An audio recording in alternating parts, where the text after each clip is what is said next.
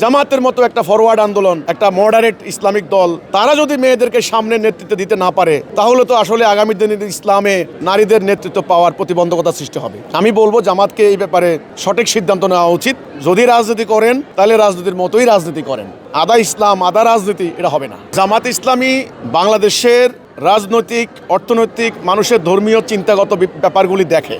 জামাত ইসলামী বলছেন যে জামাত ইসলামীর এক নেতার বক্তব্য আমি পেয়েছি, তারা বলেছেন যে আমাদের পার্লামেন্টে কম্পিটিশন করার মতো নারীরা রাজি হচ্ছে না, এটা বলেছেন।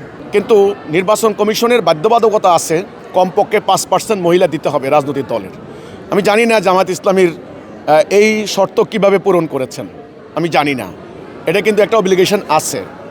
এখন সেটা কিভাবে পূরণ করেছেন, এখন আমার মনে হয় জামায়াতের নারী সম্পর্কে যে দৃষ্টিভঙ্গি বা আকিদা, সেটারও একটা কারণ হতে পারে।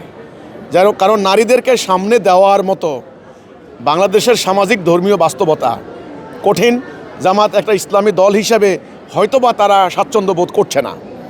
আমি বলবো জামাতকে এই ব্যাপারে সঠিক সিদ্ধান্ত নেওয়া উচিত। যদি রাজনীতি করেন তাহলে রাজনীতির মতোই রাজনীতি করেন। আদা ইসলাম আদা রাজনীতি এটা হবে না। এটা আমি মনে করি ধর্মীয় ব্যাখ্যার ব্যাপারে, ন্যারেটিভের ব্যাপারে, মাসালাগত দৃষ্টিভঙ্গির ব্যাপারে আমার মনে হয় তারা নারীদেরকে সামনে আনার মতো হিম্মত দেখাচ্ছেন না, অথবা তারা যে কনসেপ্ট লালন করছেন হয়তো এটাও একটা প্রতিবন্ধকতা সৃষ্টি হতে পারে।